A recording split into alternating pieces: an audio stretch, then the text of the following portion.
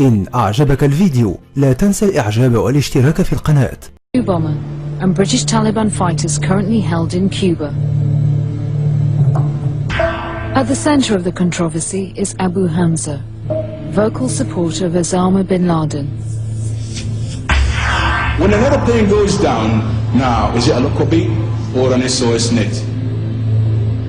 But it's the way he was able to take over the mosque and impose his own hardline views that has given most cause for concern amongst other Muslims. The idea is to slow down and make the sky very high risk for anybody who flies. This sort of approach is very enormously damaging to the reputation of Islam and Muslim community in UK. I mean, they are using Islam as a tool. They have hijacked the holy verses for their own political agenda. Abu Hamza's political activities also reveal a flawed system where one man can forcibly take control of a mosque at the expense of the regular worshippers. Mufti Barkatullah is a trustee of the mosque. Officially, he's supposed to oversee what goes on there, but he's actually too scared to go inside.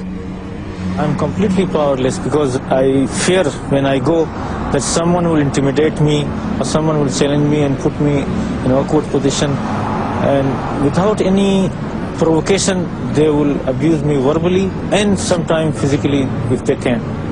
When Finsbury Park Mosque opened in 1985, it was the pride of the community, supported by Prince Charles and nearly £1 million from the Saudi royal family. But within 5 years the mosque was in trouble. Civil war had broken out on the committee, so strange as it now seems, the charismatic Abu Hamza was invited to sort things out. He came as a go-between, but he gradually elevated himself to the Lord and King of the mosque. It wasn't long before Hamza was using his influence to promote a holy war on the West. Allah guarantees that He will admit the Mujahid in his cause into paradise if he is killed.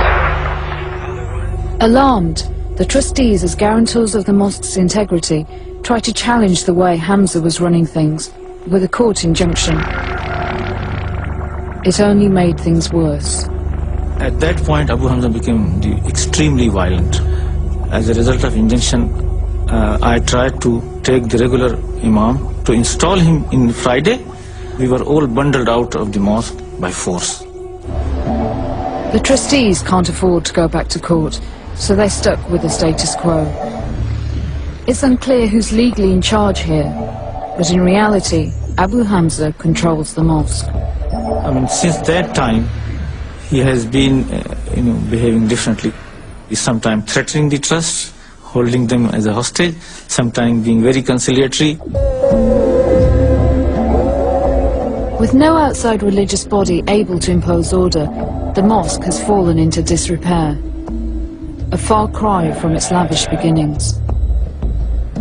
The building is running down as a derelict, and the level of services and the facilities are going down, and it's smelly and filthy mosque really. On an autumn evening 4 years ago, the family's 7-year-old daughter returned home from her daily lesson learning the Quran at the local mosque. When my daughter came home from the mosque, she went straight upstairs, washing her hands and crying. She wouldn't eat and she was just constantly washing her hand. She said, "Mummy, I need to tell you something." And I said, "Just be quiet, I'm watching TV." And then she told me. She was upset and crying. And my mind just went. During that day's busy lesson, the religious teacher, Imam Ahmed Halalat, had forced her to masturbate him. Had forced her to masturbate him. Had forced her to masturbate him. I never believed priests could be like this, or be bad people. I spoke to my husband and said, "Look, this is what my daughters are saying." And he said, "No, it's not, it couldn't be right." We just sat on the bed all night. We just didn't know what to do. We couldn't sleep, just talking it through. We kept asking ourselves, what's happening to us? Why did this happen to us?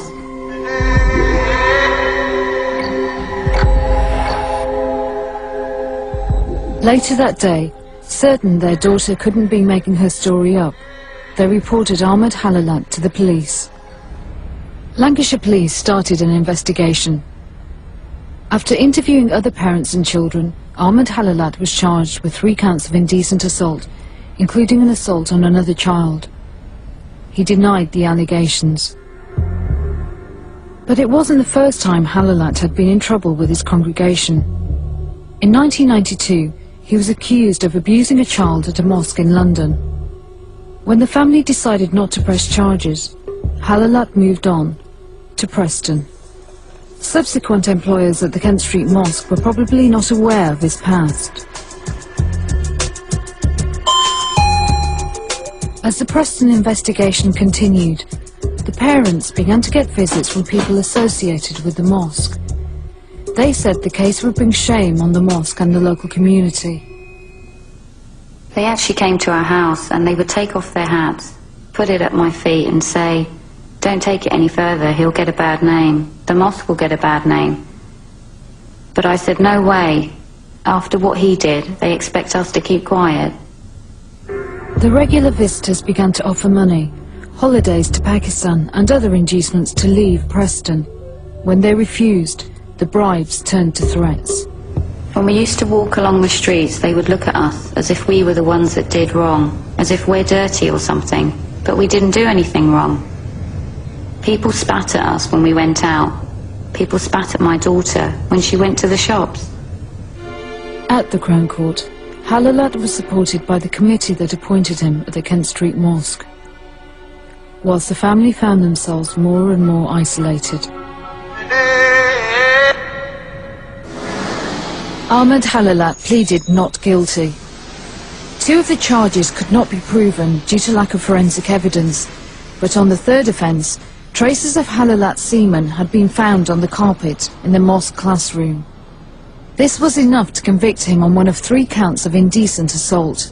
He received a 6-month sentence and was placed on the sex offenders register. 4 years on, the family is still finding life in their hometown difficult.